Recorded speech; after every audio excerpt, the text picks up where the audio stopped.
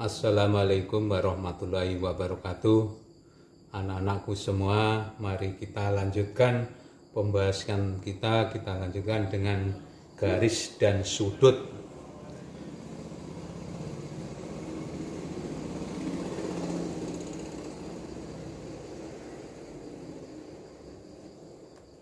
Garis dan sudut.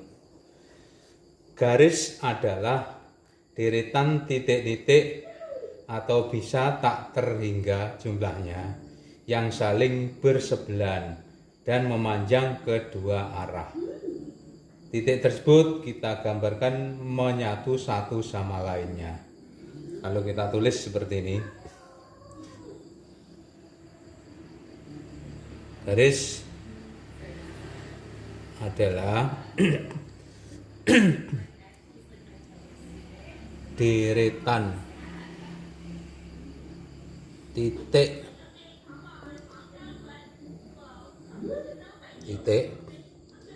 atau bisa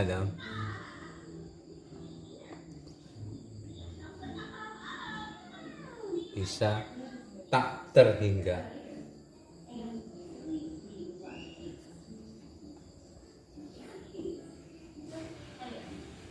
Jumlahnya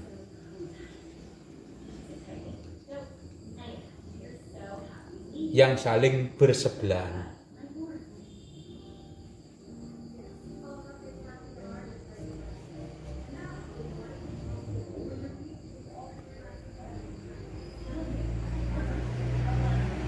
Dan memanjang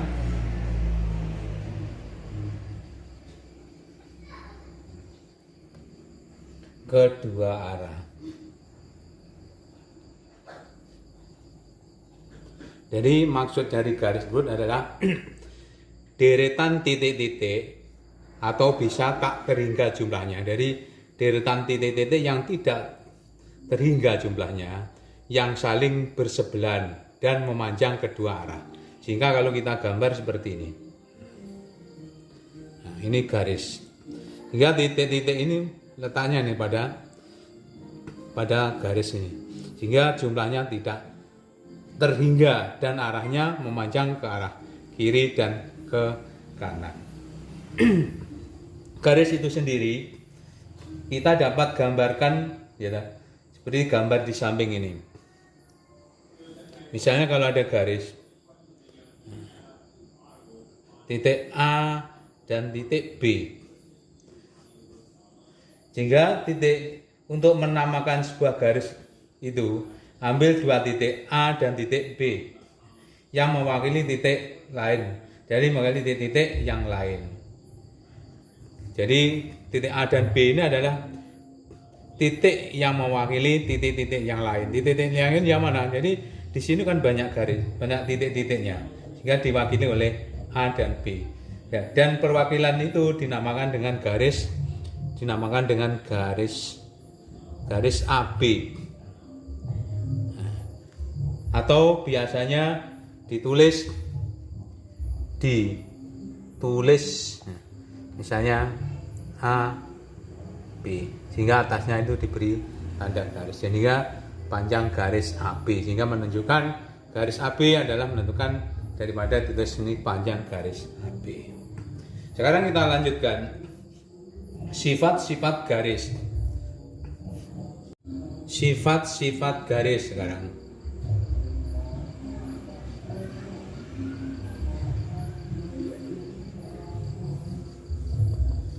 Satu, sifatnya tuh melalui dua titik hanya, misalnya nih,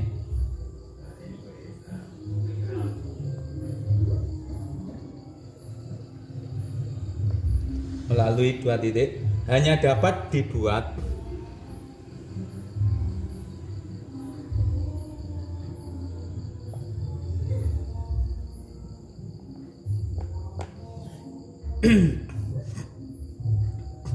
satu garis saja.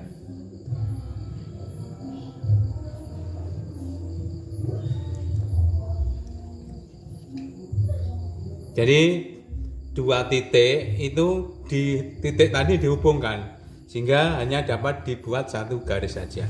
Seperti tadi ini titik A dan titik B sehingga kita hubungkan. Jadi itu adalah sifat garis yang pertama. Sifat garis yang kedua, garis AB adalah jarak terdekat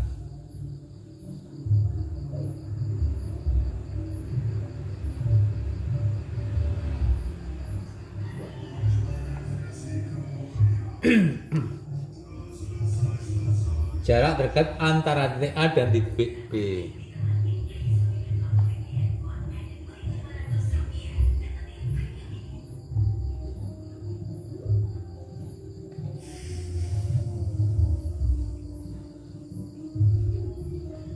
Sifat yang ketiga, suatu garis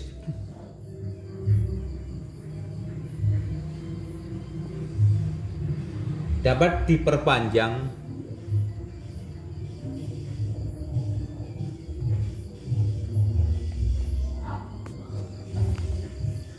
secara tak terbatas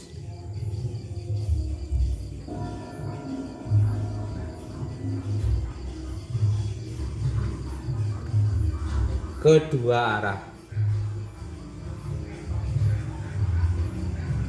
Nah, seperti tadi, misalnya kalau ada garis seperti ini, nah, sehingga ini dapat diperpanjang sehingga tak terhingga. Ini panjangnya tak terhingga. Sehingga sifat-sifat garis itu ada 3. Yang pertama, 1, melalui 2 titik hanya dapat dibuat 1 garis saja.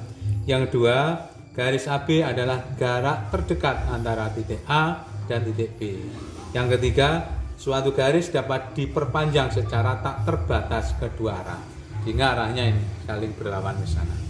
Semakin panjang maka titik-titiknya yang berjejer juga semakin panjang. Kita lanjutkan kedudukan 2 garis A. Kita simbol dengan A. Kedudukan 2 garis.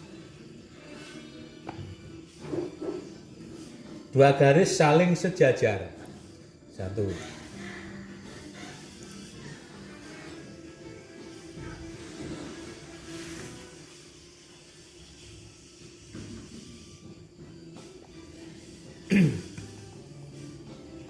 Dua garis saling sejajar. 2 garis dikatakan saling sejajar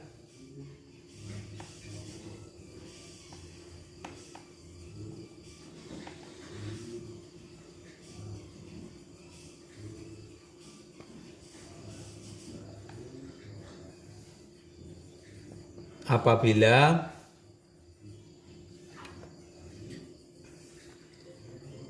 garis itu mempunyai jarak yang sama.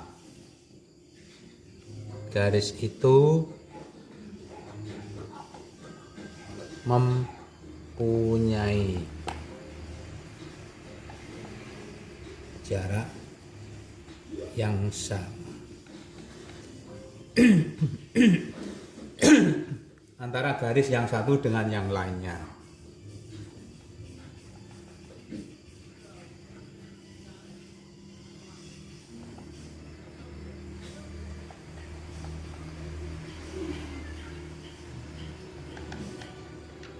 Sehingga kalau kita gambar, nah, bentuknya garis seperti ini. Sehingga jarak antara garis yang satu dengan yang lainnya itu sama. Sehingga kalau sama, maka garis itu tidak akan berpotongan. Atau jika 2 garis tersebut tidak mempunyai titik persekutuan antara titik perpotongan. Jadi tidak mempunyai titik persekutuan atau titik perpotongan. Sehingga jaraknya sama. Yang kedua, 2 garis dikatakan berpotongan.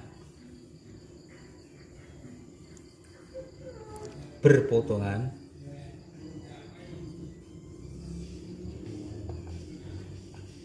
Dua garis dikatakan berpotongan jika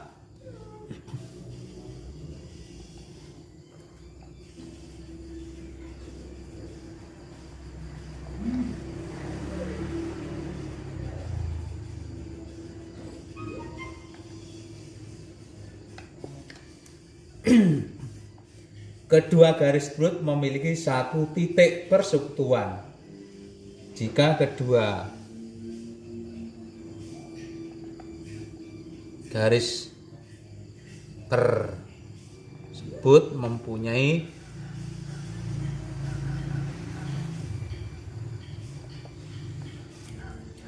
satu titik perpotongan atau satu titik persekutuan.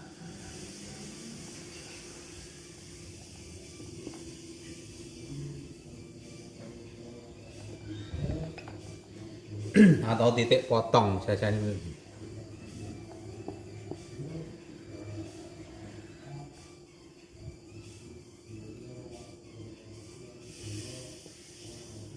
Sehingga kalau digambarkan seperti ini ya, itu perpotongan. Sehingga dua garis yang punya satu titik potong ini persekutuan. Yang ketiga,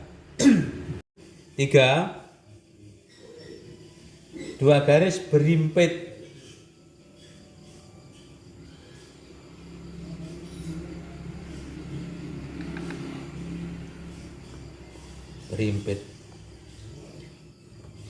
dua garis dikatakan berimpit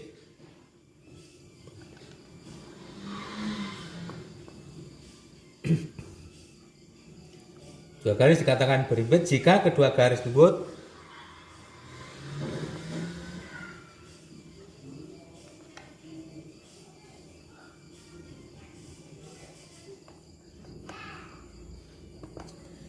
tersebut memiliki lebih dari satu titik persekutuan. Miliki lebih dari satu titik persekutuan. Sehingga maksudnya berimpit lebih dari satu. Misalnya garisnya seperti ini. Nah, ini berimpit sehingga garisnya lalu gambar berimpit. Nah, garis ini dikatakan berimpit karena garis itu mempunyai lebih dari satu titik persekutuan. Jadi nah, di sini misalnya ada titik potongnya, sehingga garis itu kalau kita lanjutkan dalam gambar akan gambarnya adalah berimpit. B, kita lanjutkan dengan garis vertikal dan horizontal. Garis vertikal dan horizontal.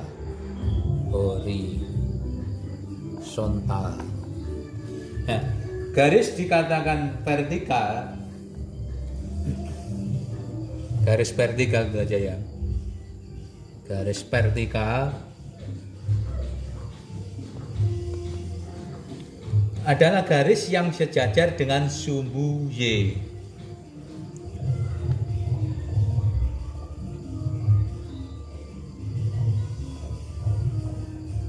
Sejajar sumbu Y pada koordinat kartesius.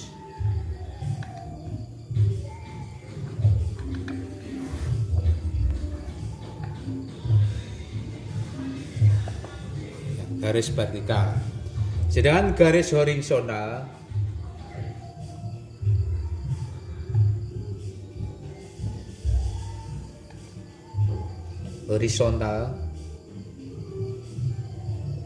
adalah garis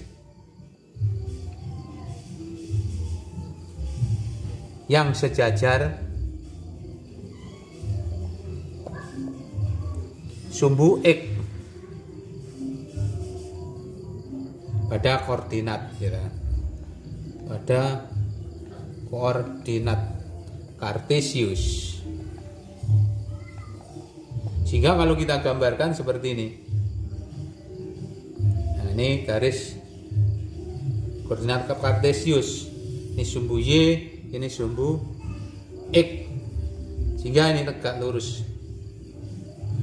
Jadi garis yang vertikal adalah garis yang sejajar sumbu Y pada koordinat kartesius. Sumbu Y-nya ini, sehingga garisnya juga ini. Garis horizontal, garis yang sejajar dengan sumbu X, garis yang ini. Sehingga kalau vertikal itu berdiri tegak, kalau horizontal ini membujur. Sehingga perpotongannya antara vertikal dan horizontal akan membentuk sudut 90 derajat. Hubungan sudut-sudut pada dua garis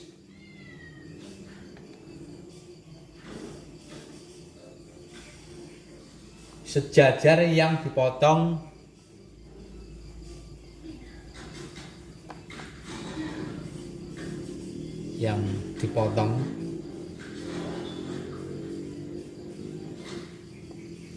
oleh sebuah garis.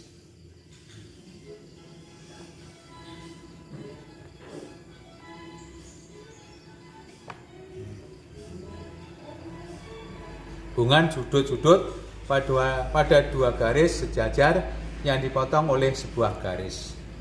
Jadi misalnya kalau ada ini, garis ini yang sejajar, misalnya ini kita anggap lurus saja ya. Ini garis misalnya kita beri nama K kecil. Ini kita beri dengan kecil. Nah, garis ini ada garis ini. Dua garis, hubungan antara dua garis sejajar yang dipotong oleh sebuah garis. Jadi misalnya seperti garisnya seperti ini. Misalnya ini kita beri dengan T. Terus gimana hubungannya? Sehingga kalau ini kita beri tanda ya, misalnya A1, A2, A3, A4, B1, B2, B3, B4. Sehingga sudut-sudut A1, A2, A3, A4, B1, B2, B3, B4 itu mempunyai hubungan. Sehingga apabila dua garis sejajar dipotong oleh sebuah garis, maka sudut-sudut yang sehadap sama besar. Sudut yang sehadap yang mana? Sehingga sudut yang sehadap sama besar. Sudut A2 sama dengan B2. Sudut A1 sama dengan B1. Sudut A4 sama B4. Sudut A3 sama dengan B3. Ini namanya sudut-sudut yang sehadap. Ya, sehingga sudut-sudut yang sehadap. Sehingga kalau kita tulis misalnya ya, sudut A1 sehadap dengan, kita tulis gini aja ya, sehadap dengan sudut apa? B1. Sudut A2 dengan sudut B2. Jadi sudut A1 sehadap dengan sudut B1. Besarnya sama itu. Sudut A2 sehadap dengan sudut B2. Sudut A3 sehadap dengan sudut misalnya B3. Sudut A4 sehadap dengan sudut B4. Sehingga sudut-sudut ini besarnya sama. Sehingga sudut yang sama itu, maka besarnya sudut ini sama dengan sudut ini. Namanya sudut yang sehadap. Demikian tadi yang dapat saya sampaikan, semoga dapat bermanfaat pada kamu sekalian. Kita akhiri sekian dulu. Wassalamualaikum warahmatullahi wabarakatuh.